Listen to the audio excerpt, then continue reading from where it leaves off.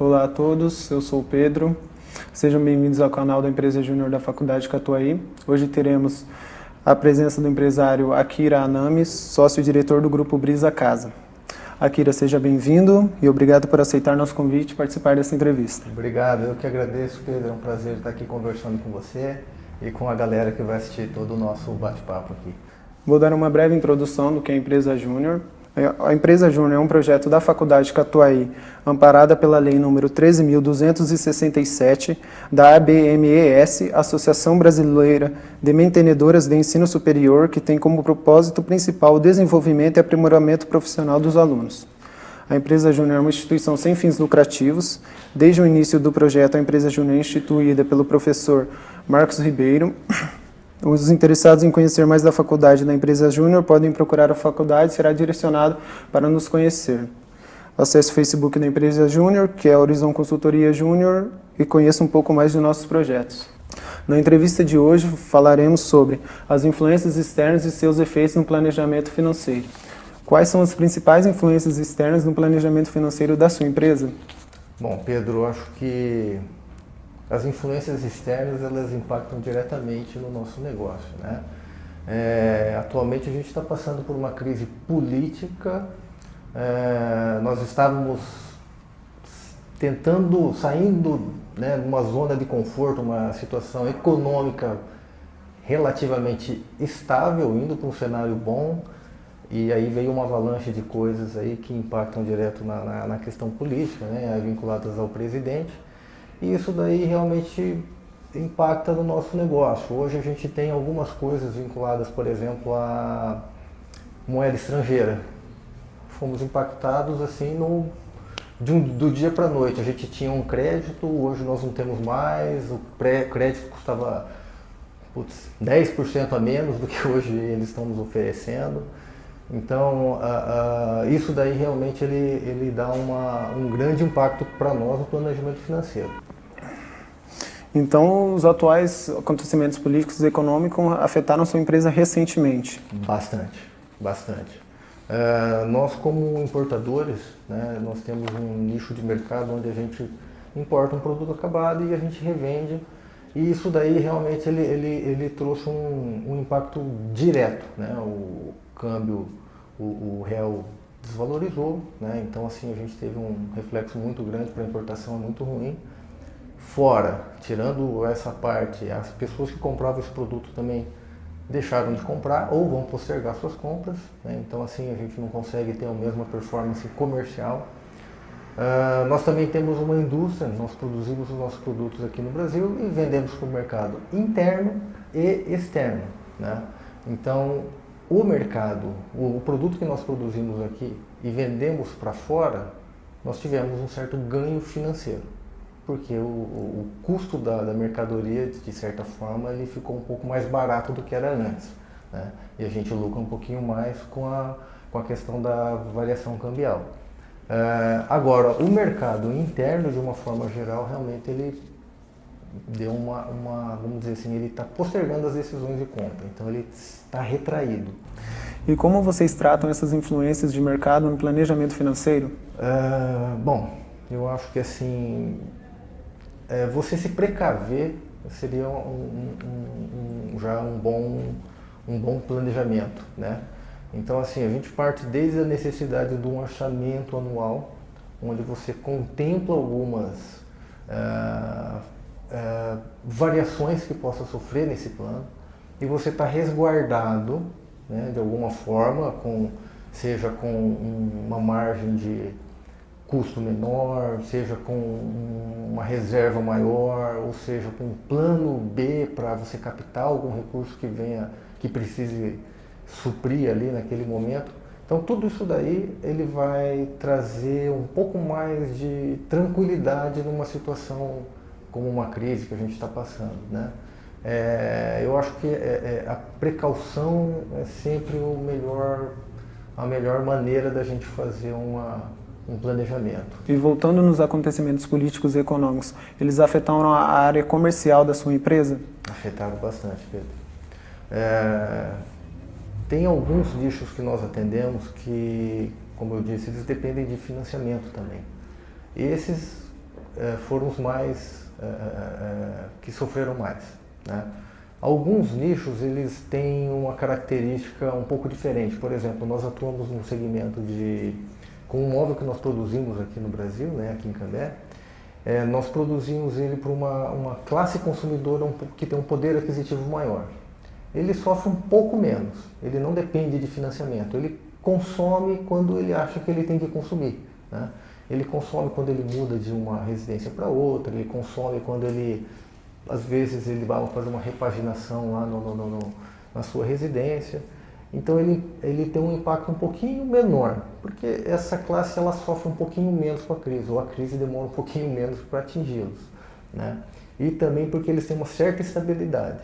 Agora, alguns segmentos, como por exemplo o ramo de hotelaria, onde muita parte dos investimentos é subsidiada ou é alavancada por investidores, pode ser dinheiro emprestado ou de investidores, todos eles têm um receio de dar continuidade de imediato num cenário como esse. Eles ficam um pouco mais cautelosos. Nós temos um outro nicho, por exemplo, que é a construção civil. Nós atendemos também algumas grandes construtoras. Nós podemos fazer uma analogia há 2 anos atrás, a quantidade de empreendimentos que eram lançadas, né, por essas construtoras. Hoje deve estar na casa assim, de 20% de lançamento do que era 2 a 3 anos atrás. Então, todos esses acontecimentos vão impactar diretamente nisso. Até a própria liberação de crédito para a compra da sua casa própria, ele mudou um pouquinho as regras, né? Está um pouquinho mais difícil o acesso. Então, tudo isso impacta. E para não afetar o orçamento da sua empresa, houve necessidade de mudar a estratégia comercial? Houve necessidade. Na verdade, assim, a estratégia ela já estava desenhada, né? Então, caso sofra algum revés em algum nicho específico, nós tínhamos já um plano traçado para suprir. Esse planejamento ele vai desde analisar os pontos onde nós não temos tanta capilaridade com a força de venda, descobrir novos nichos, por exemplo, só para você ter uma ideia, assim, parece ser difícil de você cobrir, de você entender, né? Puta, que mágica que você vai fazer num mercado como esse, mas hoje nós temos um nicho, por exemplo, que é hospitais, no ramo de saúde em geral, né? O hospital ele está saindo daquele estereótipo de coisa fria, né, toda branca, fria, indo para um ambiente mais humanizado, onde você tem mais cara de hotel do que de hospital, né? Se você perceber, as novas clínicas, os novos hospitais, eles seguem essa tendência. E é onde a gente está inserido. Então, assim, o nosso produto se encaixa nesse movimento que passou a ser uma tendência. Então, assim, olhando todos parece que tudo isso que está vindo, né, do governo, da situação política, ela vem realmente assim, com muito peso, uma carga muito negativa e a gente realmente se assusta.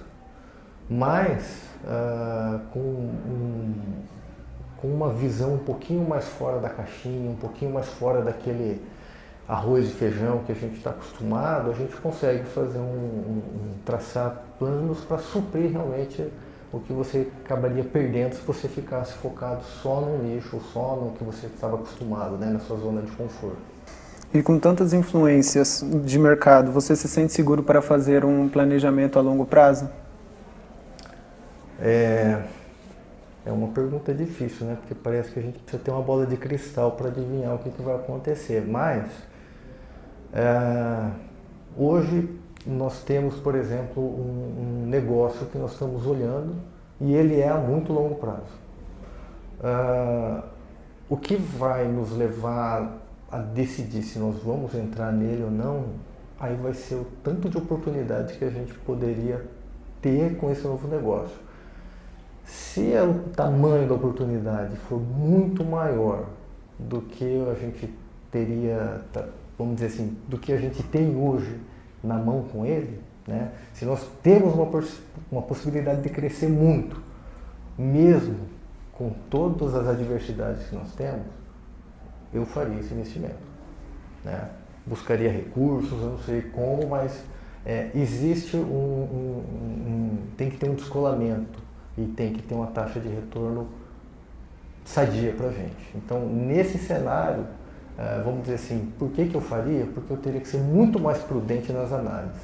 Os dados que nós teríamos para coletar, para estudar esse negócio, ele tem que ser, sim, o pior cenário. Você não pode analisar um novo investimento a longo prazo pensando que você vai ter um primeiro mundo logo na mão. Não, você tem que falar assim, cara, nós vamos entrar numa guerra. Aquele vai ser o pior cenário, o pior do pior, o pior do pior. E assim, ainda assim, vale a pena? Vale a pena. Então vai em frente que você tem muita oportunidade. Esse é um país que tem muita oportunidade ainda. Se tivesse ventos mais favoráveis, acho que a gente ia velejar um pouquinho mais rápido. Mas infelizmente não está ao nosso alcance controlar esse vento aí, né, cara?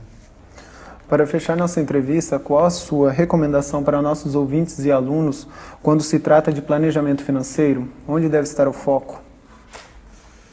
Bom, assim, o planejamento para mim ele é quase como o ar. Sem ele você não vai conseguir fazer muita coisa, né? Então a gente depende dele para tomada de decisão, né? Para um bom acompanhamento da empresa no dia a dia, que são praticamente todo o teu alicerce está num bom planejamento financeiro. Então a gente consegue tomar decisão, criar ações assim pontuais, imediatas, ações de longo prazo, ações para a área comercial, para a área fabril. Então, assim, realmente eu acho que ele bem elaborado, com bons dados bem reais, você consegue quase que dirigir quase todo o seu negócio através dessa ferramenta.